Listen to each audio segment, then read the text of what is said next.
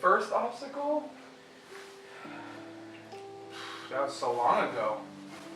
It probably would have been money.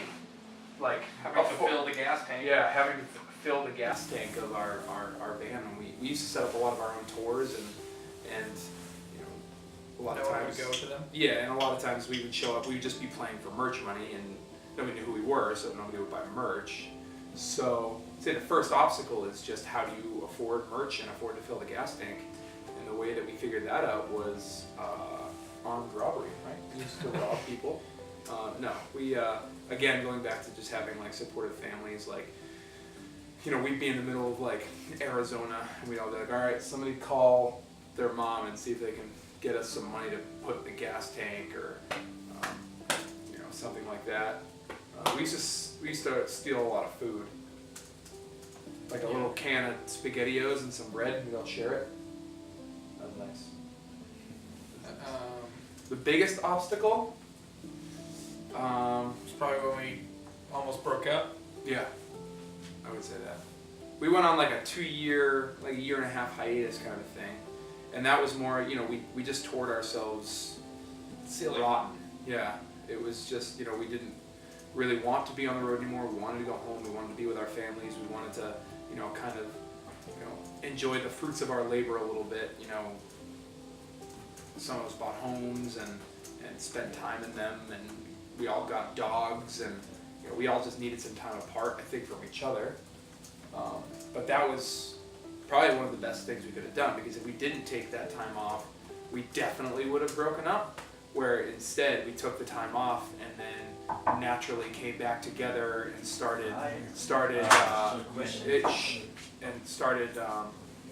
you know, playing together again. So, yeah, I mean it's a common thing. I mean when you take, you know, 4 or 5 people who, you know, the one thing that they have in common really is the band, but other than that they're, you know, very different in what they want to do, what their aspirations are, you know. You put up that all together. I mean, it's like being in a relationship, you know, except you don't really get to have like makeup sex. You get to just yell at each other. We could.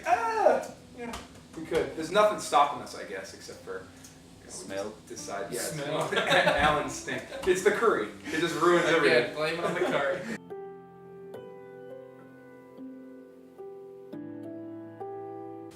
Best advice that I was given was,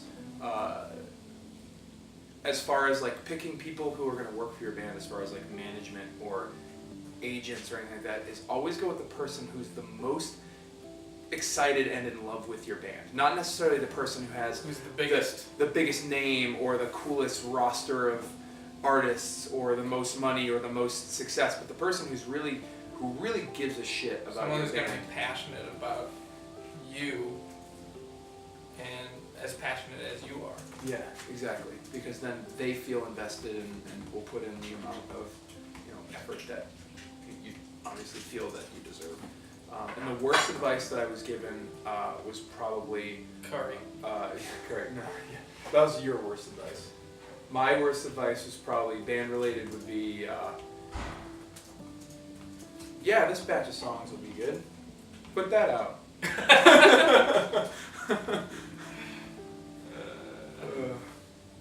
Okay.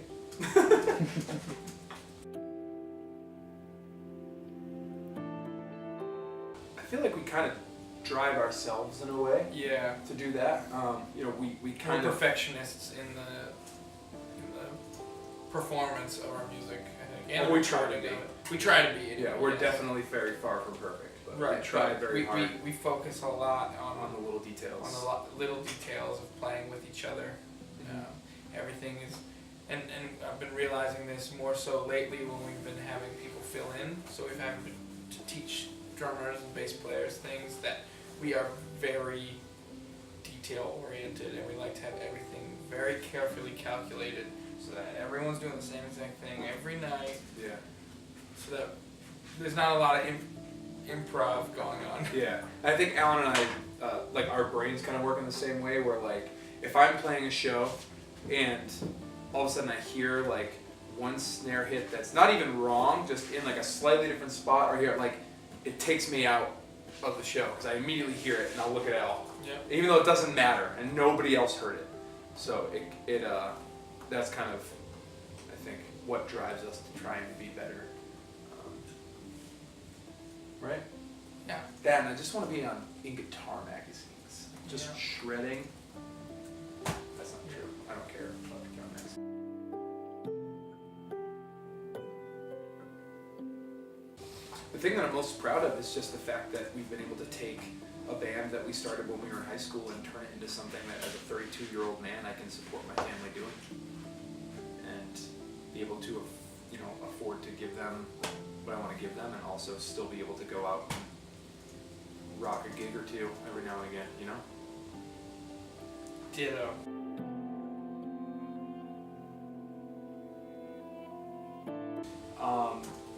Go with your gut. Obviously weigh the advice that you're given by people that you trust, but at the end of the day, go with your gut, because if it's whether it turns out to be the right or wrong answer, you have to be able to blame yourself and not other people. And try not to follow too close in anyone's footsteps. Because there's a lot of bands out there that try to